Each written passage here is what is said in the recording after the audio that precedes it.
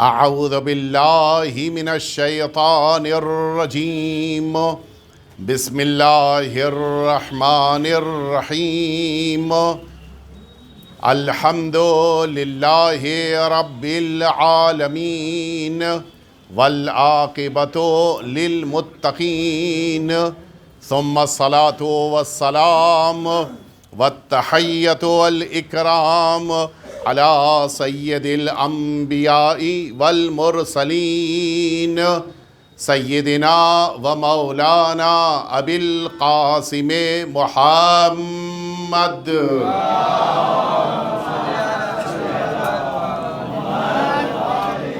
صلی اللہ علیہ وعلی اہل بیتہ الاطیبین الانجبین الذین اذهب اللہ عنہم الرجس وطہرہم تطہیرا.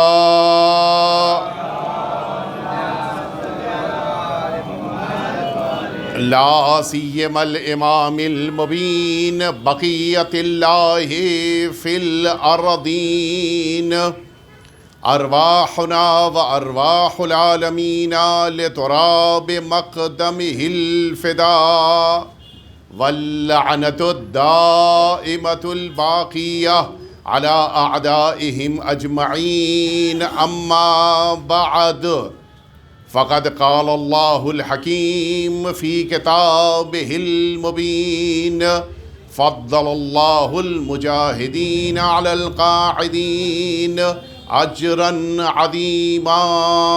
صلوات.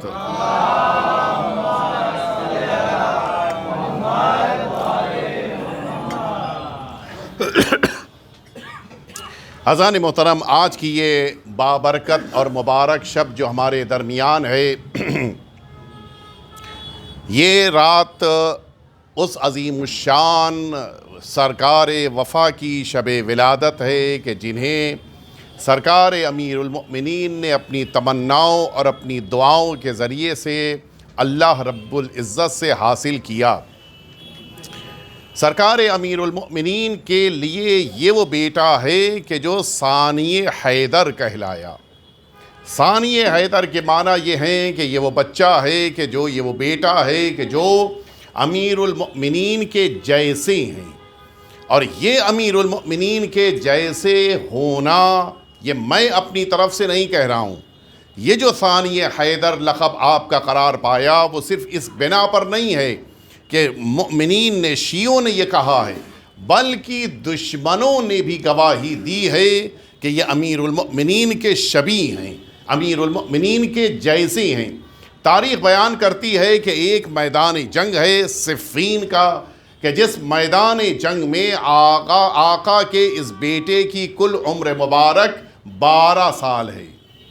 آپ ذرا محسوس فرمائیں، 12 سال کی عمر مبارک میں سرکار وفا جب میدان صفین میں گھوڑے پر تشریف فرما ہو کر اپنے چہرے پر نقاب ڈالے ہوئے تشریف لائے تو عالم یہ تھا کہ شام کی فوجوں نے بھاگنا شروع کیا اور ہر ایک یہ کہہ رہا تھا کہ بھاگو علی آ گئے. آپ نے محسوس فرمایا، اپنوں سے نعرہ لگوا کے علی علی کہلوانا اور ہوتا ہے، سرکار وفا نے دشمنوں سے علی علی کہلوایا ہے. بس صرف سبحان اللہ، صلوات نہیں.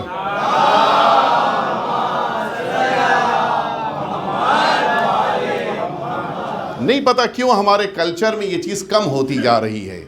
ہمیں صلوات کو نہیں چھوڑنا ہے. نہیں پتہ کیوں بہت زیادہ احتیاط کہ کہیں صلوات میں وقت نہ چلا جائے. بھائی صلوات میں وقت نہیں جاتا ہے، صلوات کی بنا پہ ہمیں بہت کچھ مل جاتا ہے. مل جل کے صلوات بھیج دیں آپ حضرات.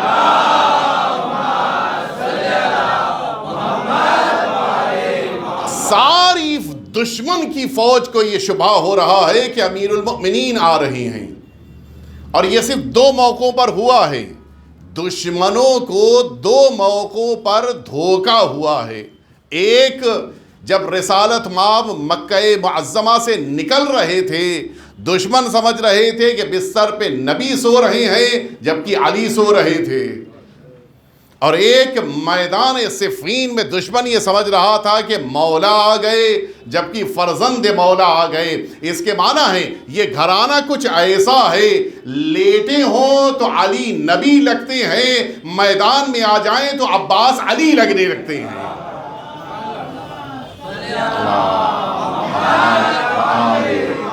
حقیقت یہ ہے سرکار وفا کو اللہ نے جو درجہ، رتبہ، شرف، منزلت عطا فرمایا ہے، اس کا مقابلہ دنیا میں کوئی نہیں کر سکتا۔ منفرد شخصیت ہیں۔ آپ اگر محسوس فرمائیں جتنے بھی معصوم شخصیتیں دفن ہیں، آپ جانتے ہیں مشہد مقدس میں جہاں پر ہمارے آقا اور مولا دفن ہیں، اسی مشہد مقدس میں بڑی بڑی شخصیتیں دفن ہیں، لیکن 8ویں امام کا روضہ ہے تو اب کسی اور کا روضہ نہیں بنے گا۔ آپ سامرا جائیے، نہ جانے کتنے بڑے بڑے علماء دفن ہیں، لیکن چونکہ امام کا روضہ ہے اب کسی اور کا روضہ، کسی اور کا حرم نہیں بنے گا۔ آپ کاظمین آ جائیے، کیسی عظیم الشان شخصیتیں وہاں پہ کاظمین میں امام کے حرم کے اطراف میں دفن ہیں، سید رضی دفن ہیں، لیکن روضہ نہیں بنے گا۔ کیوں؟ امام کا روضہ ہے تو اب امام کے علاوہ کسی کا روضہ نہیں بن سکتا۔ لیکن ایک واحد ذات میدان کربلا میں امام حسین کا روضہ ہے، لیکن چوتھے امام نے سرکار وفا کی قبر مبارک کو علیحدہ بنا کر یہ امت کو پیغام دیا کہ صرف ایک بارگاہ ہے جو امام معصوم کے ہوتے ہوئے بھی جن کا روضہ بھی بنے گا، جن کا حرم بھی بنے گا، وہ سرکار وفا ہیں۔ اور اس کی وجہ یہ ہے کہ آپ کا لقب ہے باب الحسین۔ میں نے ابھی مسجد میں وعدہ کیا تھا ایک لقب سے متعلق، یہی لقب تھا۔ سرکار وفا کا لقب ہے باب الحسین، باب یعنی دروازہ، امام حسین کا دروازہ ہے سرکار وفا۔ اور آپ یہ بخوبی جانتے ہیں کہ انسان کو اگر گھر میں اندر آنا ہے تو پہلے دیوار کود کے آنا ہے، چھت سے آنا ہے؟ نہیں، آنا ہے تو دیوار، دروازہ، دیوار اور کھڑکی چھوڑ کر کہاں سے آنا ہے؟ در سے آنا ہے۔ یہ عجیب انفرادیت ہے۔ اللہ نے والد کو اور بیٹے کو یہ شرف دیا ہے۔ والد شہر پیغمبر کا دروازہ ہے، بیٹا امام حسین کا دروازہ ہے۔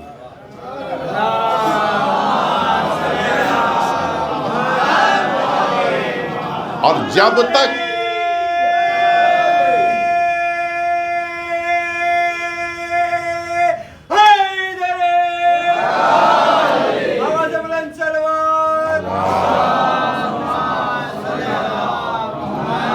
آپ جانتے ہیں کہ جب رسالت مآب نے یہ فرمایا کہ انا مدینۃ العلم وعلی بابہا، میں شہر علم ہوں اور علی اس کا دروازہ ہیں۔ اب ظاہر ہے کہ کچھ کر تو سکتے نہیں تھے، کیا کریں؟ کہاں امیر المؤمنین علی دروازہ ہیں اور فلاں صاحب چھت ہیں، فلاں صاحب دیوار ہیں، فلاں صاحب کھڑکی ہیں، کچھ نہیں ملا تو کہا جہاں سے، اب وہ لفظ مناسب نہیں استعمال کرنا، یہ تک کہہ دیا کہ وہ جہاں سے گندگی بہتی ہے یہ فلاں صاحب ہیں، لیکن یہ بھول گئے لاکھ کھڑکی ہو، لاکھ چھت ہو، لاکھ دیوار ہو، شریف آتا ہے تو دروازے سے آتا ہے۔ یہ عجیب انفرادیت امیر المؤمنین کی ہے۔ امیر المؤمنین کو اللہ نے کیا بنایا؟ دروازہ بنایا ہے۔ اور یہی وجہ ہے تب تک نبی نہیں ملیں گے جب تک امیر المؤمنین علی کے پاس نہ آ جاؤ، اور تب تک امام حسین کی بارگاہ میں نہیں جا سکتے ہو جب تک سرکار وفا کے پاس نہ آ جاؤ۔ اور اب میں ایک بات کی طرف آپ کو لے کر چلوں۔ آپ جانتے ہیں ایران میں ایک بزرگ عالم دین گزرے ہیں، ان کا واقعہ ملتا ہے، انہوں نے شادی کر لی تھی غیر سے۔ البتہ آپ جانتے ہیں بڑی احتیاط کا دور ہے، میں بار بار یہ کہتا ہوں، بات آ گئی تو پھر سے دوہرا دیتا ہوں کہ آج کے دور میں مصلحت نہیں ہے کہ انسان اپنی کمیونٹی سے باہر نکل کے عقد کرے۔ بڑے حالات بدل چکے ہیں، نہ جانے کون کس نیت سے آ رہا ہو، لہٰذا پوری احتیاط کیجیے۔ یہ جذبات کا مسئلہ نہیں ہے، 4 دن کی شادی کا مسئلہ نہیں ہے، یہ نسل کا مسئلہ ہے۔ لہٰذا پوری توجہ رہے کہ شادی آج کے دور میں اپنی کمیونٹی میں، اپنے خاندان میں کوشش کیجئے، اپنے علاقے میں، اپنے مؤمنین کے بیچ میں کیجئے، باہر جانے کی ضرورت نہیں ہے۔ ہاں ٹھیک ہے، ہمارے وہاں نہ ہوتا تو ٹھیک ہے، آپ باہر چلے جائیے، ہمارے وہاں کیا کمی ہے؟ اچھا، سب سے بڑی چیز یہ ہے کہ آپ واقف ہیں کہ ہماری قوم کے پاس کچھ نہ ہو سکتا ہے کہ جس کے وہاں ہم شادی کر رہے ہیں اس کے بعد دولت نہیں ہے، ہو سکتا ہے کہ اس کا بڑا گھرانہ نہ ہو، کچھ نہ ہو، لیکن اس کے پاس وہ عقیدہ ہے جو دنیا میں کسی کے پاس نہیں ہے۔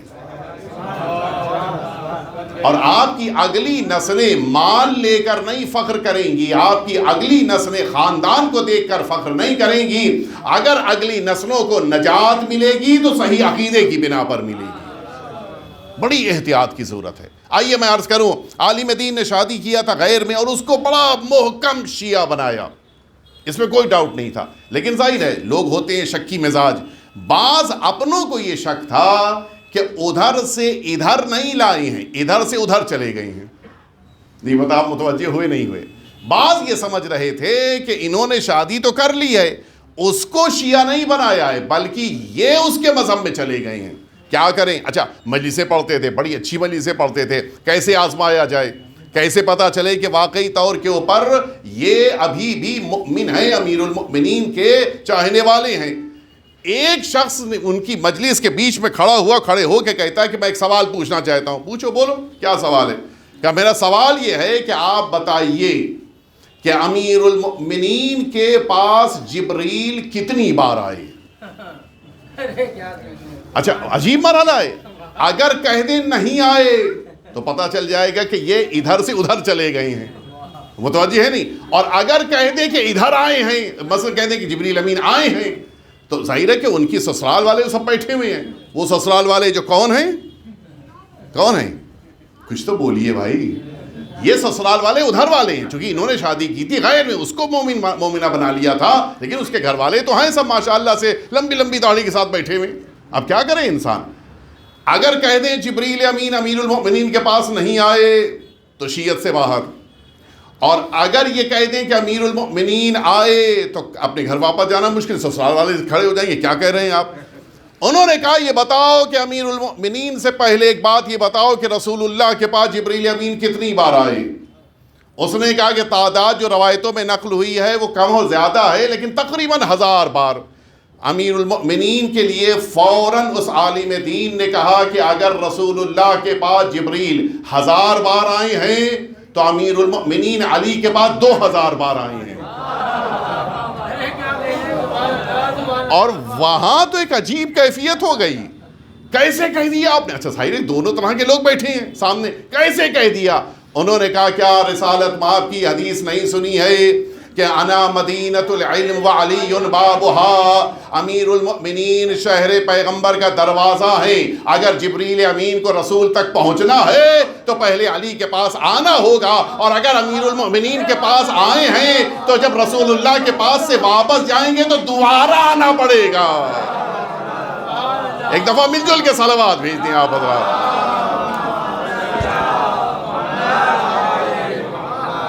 آپ بخوبی جانتے ہیں کہ میں موضوع سے ہٹ کے گفتگو نہیں کرتا۔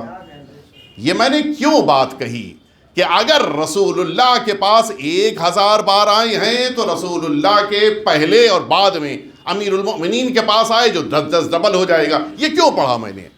وجہ یہ ہے کہ روایتوں میں سرکار وفا کو باب الحسین کہا گیا ہے، اور یہ مسلمات میں ہے، اس میں کوئی شبہ نہیں ہے کہ سرکار سید الشہداء کی بارگاہ میں ملائکہ آتے ہیں۔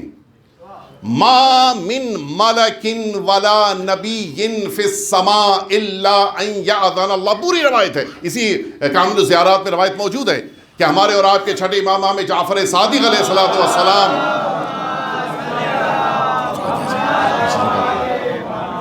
آپ کا ارشاد گرامی قدر ہے کہ جب شب جمعہ آتی ہے تو نہ جانے کتنے، نہیں سارے ملائکہ، سارے انبیاء اللہ کے حضور میں آ کے کھڑے ہیں کہ خدا را ہمیں عرش الہی سے زمین پہ جانا ہے۔ آواز آتی زمین پہ جا کے کیا کرو گے؟ یہ سب آواز دیتے ہیں کہ ہمیں فرزند پیغمبر امام حسین کی زیارت کرنی ہے۔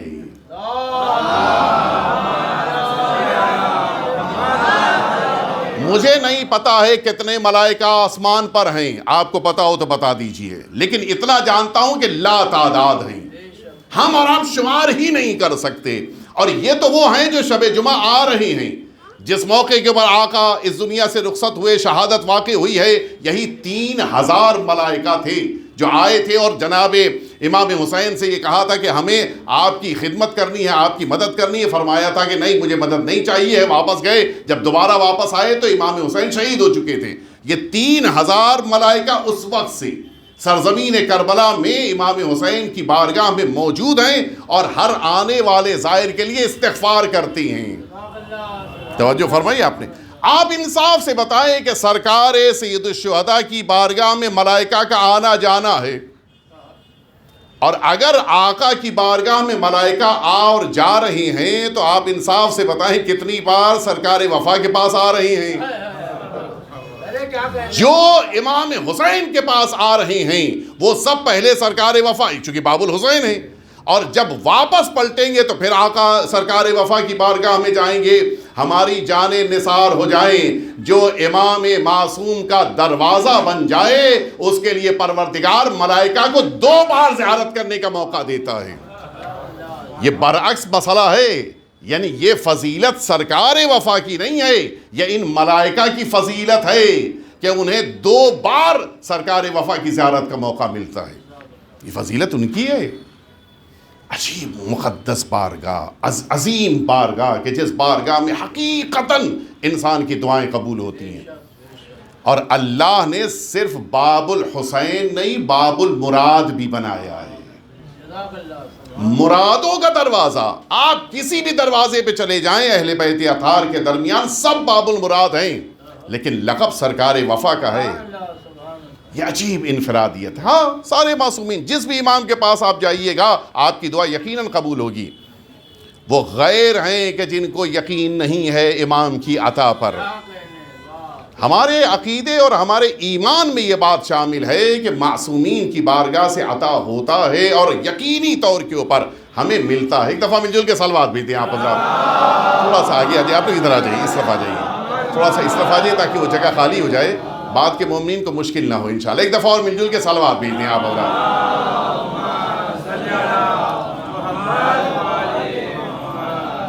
سرکار وفا کی، میں جلدی اپنی بات مکمل کر رہا ہوں، ایک واقعہ تک آپ کو لے کے آنا ہے۔ سرکار وفا کی سب سے بڑی عظمت یہی ہے کہ انہوں نے خود کو آقا امام حسین پر قربان کیا ہے، اور جس انداز سے قربان کیا ہے وہ بالکل بے مثال ہے۔ کل انشاءاللہ مجھے اسی مسجد میں مجلس بھی پڑھنی ہے، اس میں یقیناً ذکر کروں گا کہ کس انداز کی قربانیاں ہیں سرکار وفا کی۔ لیکن حق یہ ہے کہ اس عظیم الشان شہزادی کا بھی تذکرہ کیا جائے جن کی آغوش تربیت نے سرکار وفا کو میدان کربلا کا غازی بنا دیا۔ سنیں آپ، دیکھیے یہ بڑا عظیم الشان جملہ ہے جو آقا کا جملہ ہے۔ فرمایا تھا کہ اختر لی امرأتن، اپنے بھائی سے فرمایا تھا امیر المؤمنین نے، ایک ایسی خاتون کا انتخاب کرو کہ جو من فحولتن، جو بہادر گھرانے کی ہو، ستلد لی غلامن، تاکہ میرے لیے ایک ایسے بیٹے کو دنیا میں لا کر پیش کرے کہ جو یکون ناصرن فی الطفل الحسین، جو میرے بیٹے حسین کا میدان کربلا، طف ایک نام ہے کربلا کا، میدان کربلا میں میرے بیٹے کا مددگار بنے۔ اب یہیں سے میں ایک بات آپ سے پوچھنا چاہ رہا ہوں، میدان کربلا میں جناب ام البنین کے کتنے بیٹے شہید ہوئے؟ 4۔ امیر المؤمنین نے کتنے کی تمنا کی تھی؟ 1۔ کچھ آپ نے غور فرمایا؟ یہ ہے ماں کی تربیت۔ امیر المؤمنین نے 1 بیٹے کی تمنا کی ہے اور باقی 3 بیٹوں کو ماں کی تربیت نے امام حسین پر قربان کر دیا ہے۔ یہ ہے ماں کی تربیت۔ کچھ اس انداز میں امیر المؤمنین نے 1 بیٹے کی تمنا کی ہے۔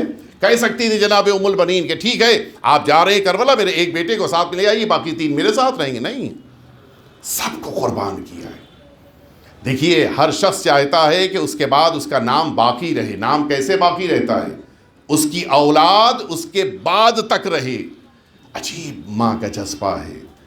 امام حسین نکل رہے ہیں تو اپنے چاروں بیٹوں کو, اور عجیب جملہ ہے مقتل میں, جو مصائب نہیں پڑھا لیکن جملہ ہے مقتل میں, فرمایا تھا کہ دیکھو ایسا نہ ہو کہ تم سب واپس آ جاؤ اور زہرا کا لاڈلا حسین واپس نہ آئے.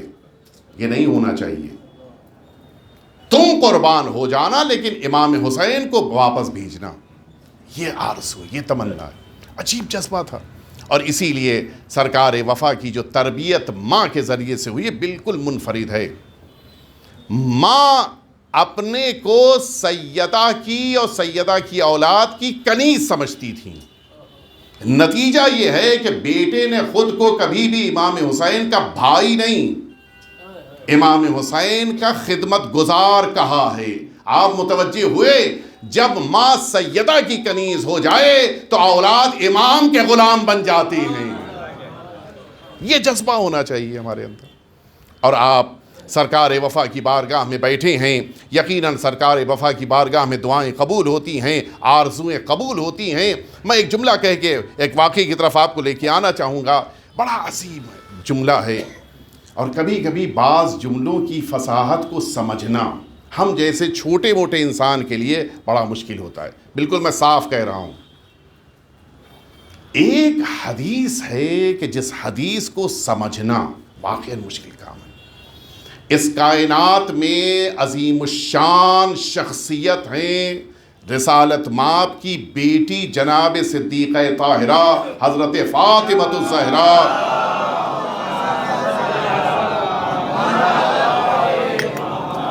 اماموں کے درمیان بھی آپ کا خاص رتبہ ہے. آپ جانتے ہیں 11ویں امام نے فرمایا کہ جناب سیدہ حجت پروردگار ہیں ہمارے اوپر. میں عرض کر چکا کہ حجت کے کیا معنی ہیں. عظیم الشان شہزادی ہیں. اور اب وہ حدیث سنیے آپ. سرکار رسالت مآب نے امیر المؤمنین سے یہ جملہ فرمایا کہ جا کر میری بیٹی سے پوچھو کہ میدان محشر میں جب ہمارے چاہنے والوں کی شفاعت کرنے کے لیے سیدہ تشریف لائیں گی تو سیدہ کے پاس وسیلہ شفاعت کیا ہوگا. سیدہ خود عظمتوں کی اس بلندی پر فائز ہیں کہ جہاں جب سیدہ آئیں گی تو انبیاء کے سر جھکے ہوں گے. کوئی مقابلہ نہیں ہے, کسی نبی سے کوئی مقابلہ نہیں ہے سیدہ سے. سیدہ کی عظمت اتنی زیادہ ہے کہ سروں کو بھی جھکانا ہے, آنکھوں کو بھی بند کرنا ہے. ایسی ذات میدان محشر میں اگر واقعاً اللہ کی بارگاہ میں کھڑی ہو کر اس پوری امت کی شفاعت کریں, اللہ یقیناً قبول کرے گا. لیکن جناب سیدہ اس میدان محشر میں وسیلہ شفاعت لے کر آ رہی ہیں. کیا ہے؟ آئے امیر المؤمنین آ کر جناب سیدہ سے پوچھا کہ شہزادی رسالت مآب نے پوچھا ہے کہ فرمائیے میدان محشر میں شفاعت کے لیے جب آپ تشریف لائیں گی آپ کے پاس کیا وسیلہ ہوگا. سنیں گے آپ جواب. جناب سیدہ فرماتی ہیں کہ کفانا فی ھذا المقام الیدان المقطوعتان من ابن العباس. میدان محشر میں اس امت کی شفاعت کے لیے جو بہترین ذریعہ میرے پاس ہوگا وہ یہ میرے بیٹے عباس کے 2 کٹے ہوئے بازو ہیں. اللہ اکبر. میں اس حدیث کی وسعتوں کو عظمتوں کو نہیں سمجھ سکتا. آپ میں سے کوئی اگر سمجھ سکتا ہے تو بتائیں. واقعاً سیدہ جس موقع پر میدان محشر میں سرکار وفا کے ہاتھوں کو لے کر آئیں کیا منظر ہوگا. نہ جانے سرکار وفا کی کیا بلندی ہے. دنیا میں بھی ہر ایک سرکار وفا سے اپنی حاجتیں لیتا ہے, میدان محشر میں بھی سرکار وفا کے بازو ہوں گے جو انسانیت کو نجات دلا رہے ہوں گے. کون مقابلہ کر سکتا ہے؟ سرکار وفا کی بارگاہ میں کوئی ایسا نہیں ہے کہ جو یہ اکڑ کے کہہ سکے کہ میں بھی کچھ ہوں. کوئی کچھ نہیں ہے. سرکار وفا کی عظمتوں کے مقابل کسی کی کوئی حیثیت نہیں. بڑی سے بڑی شخصیت ہو سرکار وفا کے سامنے بہت چھوٹی ہے. اور اسی لیے سب سے زیادہ میں ایک واقعے کی طرف آپ کو لے کے آ گیا. بس سب سے زیادہ آپ یقین جانیں جو یاد کیا جاتا ہے مصیبتوں میں وہ سرکار وفا کو یاد کیا جاتا ہے. انسان جہاں مشکلات میں گھر جائے اور سرکار وفا عطا کرتے ہیں. بس ایک ان دا بریکٹ ایک جملہ عرض کر دوں میں. عطا کی یہ معنی نہیں ہے جو ہمارے ذہنوں میں ہے کہ ہم مانگ کے کربلا سے آئے، بامبے پہنچنے سے پہلے پوری ہو گئی بات. ایسا نہیں ہے. مصلحتیں ہوتی ہیں، وقت کے تقاضے ہوتے ہیں، کبھی کبھی فوراً دے دینا مصلحت ہوتی ہے، کبھی کبھی تاخیر سے دینا مصلحت ہوتی ہے، وہ ساری مصلحتیں. لیکن اطمینان رکھیے سرکار وفا کی بارگاہ سے اگر آپ نے مانگا ہے تو آپ کو ضرور ملے گا. شیخ عبد الکریم شوشتری ایک عظیم الشان عالم دین گزرے ہیں. ان کا واقعہ ہے، وہ اسی کربلائے معلی آئے تھے نجف اشرف سے 2 حاجتیں لے کر. ایک، مجھے اپنا گھر چاہیے، میں کرائے کے گھر میں رہتے ہوئے عاجز آ گیا ہوں، مجھے اپنا گھر چاہیے. ظاہر ہے کہ آپ جانتے ہیں وہ صعوبتیں، مشکلات جو انسان کو، خاص طور سے یہ کتابیں جن کے پاس ہو، طلاب علماء، بڑی مشکل ہوتی ہے. ہر سال یا ہر 2 سال پہ انسان ساری کتابیں پیک کرے لے کے جائے تو بہت سخت ہوتا ہے. ایک دوسری حاجت یہ تھی کہ میری بڑی تمنا ہے کہ رسالت مآب کے مدینہ طیبہ اور جنت البقیع کی زیارت کروں. حج کی تمنا تھی. آئے سرکار وفا کی بارگاہ میں آ کے، صبح آ رہے ہیں دعا کر رہے ہیں، دوپہر میں آ رہے ہیں دعا کر رہے ہیں، شام کو کھڑے ہو کے دعا کر رہے ہیں، رات میں دعا کر رہے ہیں، نصف شب میں آ کے دعا کر رہے ہیں، اور یہ امید ہے کہ یقیناً سرکار وفا عطا کریں گے. ایک دن صبح میں کھڑے دعائیں مانگ رہے تھے کہ اچانک دیکھا کہ ایک ماں اپنے مفلوج بچے کو، پیرالائسس کا اٹیک جس کو تھا، اس کو بچے کو لے کر آئی، اور وہیں سے کھڑے ہو کے اس نے آواز دینی شروع کی کہ آقا یا بچہ واپس لے لیجئے یا بچے کو شفا دے دیے، میں اس بیمار بچے کو واپس نہیں لے جاؤں گی. کہا وہ کچھ اس انداز میں گڑ گڑا کے اس نے آواز دینی شروع کی کہ کچھ ہی دیر کے بعد اچانک اس نے صلواتیں بھیجنی شروع کی، اور کہتی تھی کہ العباس شافانی. وہ یہ نہیں کہہ رہی تھی میرے بچے کو شفا دی ہے، شافانی مجھے شفا دے دی. عجیب ہے، بچے کو بھی شفا مل گئی، جو اس کی بیماریاں تھی وہ بھی مولا نے دور کر دیا. اور آپ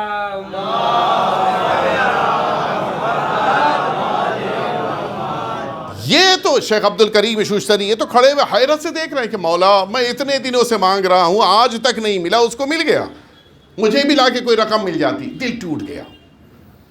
وہاں سے نکلے اور یہ کہتے ہوئے کہ لگتا ہے کہ یہاں کے اوپر میری بات نہیں سنی جائے گی، میں جا رہا ہوں واپس نجف. نجف پہنچے. ابھی نجف میں اپنے اسی کرائے کے گھر میں اپنا سامان رکھا ہی تھا کہ اچانک دروازے کے اوپر کوئی آیا. پوچھا کون؟ کہا مجھے شیخ اعظم انصاری، آپ جانتے ہیں بڑے عظیم الشان شخصیت گزرے ہیں. ان کی لکھی ہوئی کتاب کو پڑھنے کے بعد انسان علم کے کسی ایک رتبے اور درجے پہ پہنچتا ہے. رسائل مقاصد بڑی قیمتی ہیں. شیخ اعظم انصاری نے تمہیں بلایا ہے. اچھا یہ ان کے شاگرد بھی تھے. میرے استاد نے بلایا. کہاں بلایا؟ سامان رکھا فوراً. اب کوئی نہ جیسے ہماری زبان میں کہا جائے نہ کوئی چائے پینا نہ پانی پینا، نہیں، استاد نے بلایا چل پڑیں گے. وہاں پہنچے، استاد کے سامنے جا کر بیٹھے. استاد نے ایک رقم بڑھائی، کہا یہ رقم میں تمہیں دے رہا ہوں، جا کے ابھی آج ہی گھر خریدو. دوسری رقم دی، کہا یہ رقم تمہارے لیے اس لیے ہے کہ ابھی سے تم کوشش کرو، جب حج کا زمانہ آئے گا تو اس سال تم حج کرنا. یہ حیرت سے انہیں دیکھ رہے ہیں. مانگا تھا بیٹے کی بارگاہ سے، مل رہا ہے والد کی بارگاہ سے، امیر المومنین کی بارگاہ نجف سے مل رہا ہے. انہوں نے بڑی حیرت سے پوچھا کہ آغا آپ کو کہاں سے پتا ہے کہ مجھ کو یہ 2 حاجتیں ہیں جن کے لیے میں کربلا گیا تھا اور مایوس ہو کے واپس پلٹا ہوں؟ سنیں گے آپ شیخ اعظم انصاری کا جواب. شیخ اعظم انصاری نے کہا کہ نادان میں تمہیں یہی بتانا چاہ رہا ہوں، اگر تم نے سرکار وفا سے دعا کی ہے وہ دعا ضرور قبول ہوگی، تمہیں مایوس کبھی نہیں ہونا چاہیے. سرکار وفا کی بارگاہ میں مایوسی مانا نہیں رکھتی. مایوسی اس کے معنی کہ ہم نے مانا نہیں ہے. سرکار وفا کی بارگاہ سے عطا کیا جاتا. کیا چاہیے جو نہیں دیں گے وہ؟ اولاد چاہیے وہ دینے کو تیار ہے، گھر چاہیے وہ دینے کو تیار ہے، عزت چاہیے وہ دینے کو تیار ہے، مقام و منصب چاہیے وہ جو چاہیے ہے. لیکن ہاں سرکار وفا کی عظمت کے مقابل انسان کو خاضعانہ رویہ، انکسار کے ساتھ کھڑے ہونا چاہیے. اپنے کو کچھ سمجھنا نہیں چاہیے. اور حقیقت بھی یہی ہے، ان معصومین کی بارگاہ میں ہم ان کے قدموں کی خاک سے بھی اگر اپنے کو تشبیہ دینا چاہیں تو اس درجے پر بھی نہیں ہے. یہ تو ان کا کرم ہے جو ہمیں اپنی بارگاہ تک آنے کا موقع دیتے ہیں. یہ وہ سعادت ہے کہ جو اہل بیت اطہار اور سرکار وفا ہمیں عطا کر رہے ہیں. ہمیں آج اللہ کی بارگاہ میں شکر گزار ہونا چاہیے. ہم نے جن شخصیتوں کو مانا ہے، یا یوں کہہ لیا جائے کہ جن کا عقیدہ اپنے دلوں میں قرار دیا ہے، ان شخصیتوں نے کبھی ہمیں شرمندہ نہیں ہونے دیا ہے. بقیہ جتنے جیسے بھی ہیں وہ سب اپنے والے اپنے کو جانیں، ان کے وہاں کوئی ایسی چیز ہی نہیں ہے جو عزت دلا سکے. ہمارے وہاں الحمدللہ اہل بیت اطہار نے اپنی ان عظمتوں کی بنا پر ہمیں بھی عزت عطا کی ہے، اور اس عزت کو برقرار رکھنا چاہیے. یہ ہماری سعادت ہے کہ جس جگہ پر ہم بیٹھے ہیں اس جگہ میں اس گلی کا نام حضرت عباس اسٹریٹ ہے. اس سے بڑی کیا سعادت ہو سکتی ہے کہ مولا کے نام سے جو علاقہ منسوب ہے اس علاقے میں آ کر ہم بیٹھے ہیں. عجیب اس علاقے کی ایک انفرادیت میں کبھی کبھی سوچتا ہوں. آگے بڑھیے تو جناب سیدہ کے نام نامی سے وہ علاقہ، روڈ پہ آئیے چوراہے پہ تو امام حسین چوک، آگے بڑھیے تو جناب یہی جو گیٹ بنا ہے یہ شہدائے کربلا کے نام سے، اور آگے انٹر ہو جائیے تو حضرت عباس اسٹریٹ کہلاتی ہے، اور آگے بڑھ جائیے آخر میں وہاں پہ بورڈ لگا ہے، کیا لکھا ہے؟ مولا علی چوک. آپ نے دیکھا ہوگا اسی گلی کے اینڈ میں. عجیب ہے، یعنی اگر آپ اس علاقے میں آ رہے ہیں تو جناب سیدہ سید الشہداء جناب عباس مولا علی شہدائے کربلا، ایسا لگتا ہے کہ اہل بیت اطہار کی یاد تازہ ہو جاتی ہے.